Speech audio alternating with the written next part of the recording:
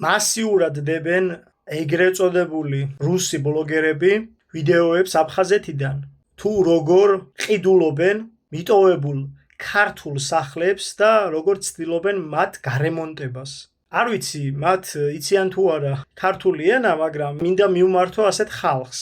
მაღლიდან იყურება ქრისტე, ფუძე, დალოცვილია ქართველებისთვის, ვერ გაიხარებთ ძალიან მარტივად. ასევე მინდა გამოვეხმაურო ფაქტს, რომელიც მოხდა კახეთში. ქართველებს ჰქონდათ ქორწილი და ეს ქორწილი არ მოეწონათ რუს ტურისტებს და ჯერ შეურაცხმყოფელი სიტყვებით შეამკეს ქართველები, ვინც ქორწილის მონაწილეები იყვნენ, შემდეგ ეს არ იკმარეს და სავარაუდოდ არაფხიზელ მდგომარეობაში მყოფმა ქალბატონებმა მათ ჯერ წყალი, შემდეგ ღვინო და ბოლოს ესეც არ იკმარეს და შარდიც კი შეასხეს სუფრას.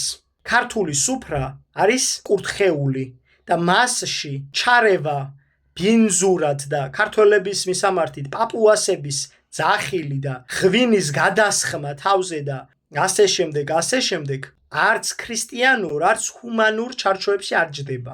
შემდეგ როგორც ვნახეთ, რაც გავრცელდა კადრები, სიძის ზმას ეს არ მოეწონა, გაცხარდა და ერთ-ერთ ასეთ რუს ბჭყალებში ბლოგერზე იძალა და ყველა ჩემნაირი ვერ იქნება და ყველა ვერ მოგითმენთ. ზოგიერთი შეურაცხმყოფაზე უპასუხებს მუშტით. მე არ ვამართლებ ამ ყველაფერს.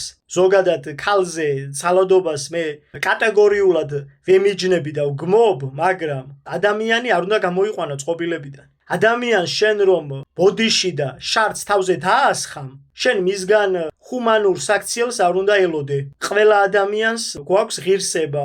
ძალიან მარტივია და თუ ხარ ტურისტი და თუ ხარ სტუმარი, მოიქეცი როგორც სტუმარი და ნუ აყენებ ჩვენს კულტურას, ადათ-წესებს, შეურაცხმყოფას და თუ არ გესმის და შენთვის თუ ეს ყველაფერი გაუგებარია და უკულტურო ხარ და კანიბალების შთამომავალი ხარ, მაშინ დაეტიე იმ კანიბალების ქვეყანაში ძალიან მარტივად. ეს ქვეყანა არის მარიამ ღვთისმშობლის წილხვედრი.